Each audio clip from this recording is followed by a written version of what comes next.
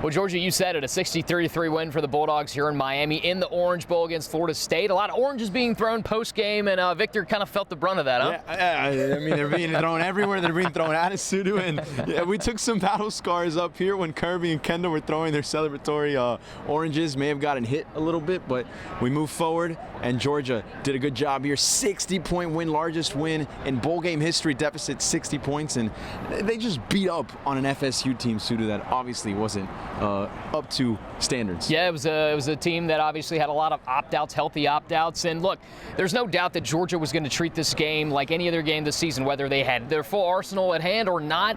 But Kirby Smart did say after the game that he thought it was a bit unfair and the system should be changed based on what happened to Florida State today in this bowl game.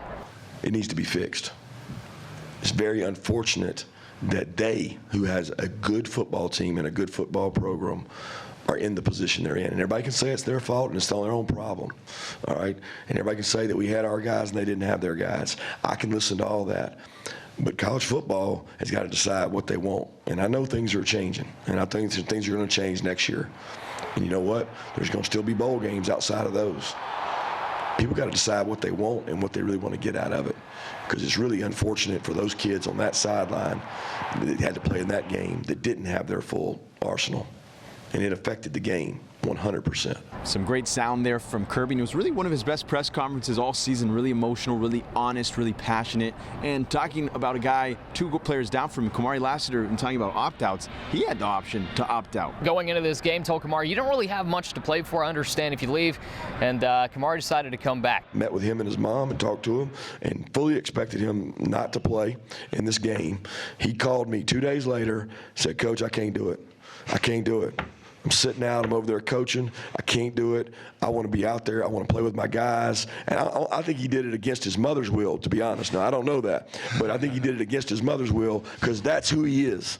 So all these teams that go shopping, this dude right here wants to play football. Now, Victor, when you do have these big bowl wins and bowl games in general, you get a chance to really see guys that probably know throughout the season, look, they're not going to get much playing time, but they put in so much into this team, scout team, all kinds of stuff trying to help this team get to where it's gotten to. And we saw quite a few of those guys get in, including Will Muschamp's son, Jackson Muschamp, today, Victor. Yeah, it was a great moment. Sideline was going crazy. I tell Coach Muschamp all the time, he's a lot better athlete than Coach Muschamp ever was. But he, I got on the headphones, and it was 3rd and 5, and Coach Bobo called a sprint out. I was like, I don't want to punt again. I want to get this first down. And I said, Coach Muschamp, you might want to step up here because he's over there with the defense. I said, Jackson's going to sprint out, and we're going to throw a pass. And Coach Muschamp was like, oh, God, oh, God.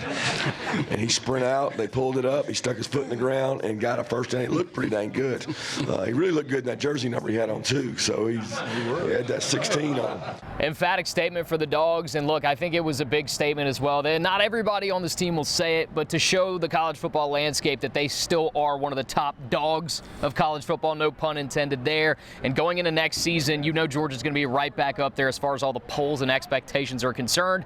Saw a lot of those young guys we mentioned get involved in this game. Bright, bright future for these Dogs. Yeah, you said, I mean, going into this, these were the two teams that got left out of the college football playoff, FSU and Georgia, and a lot of it was about Florida State missing after the undefeated season.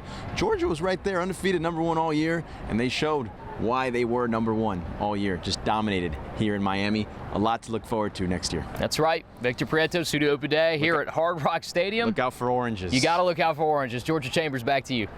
Looks like there's enough oranges to go around.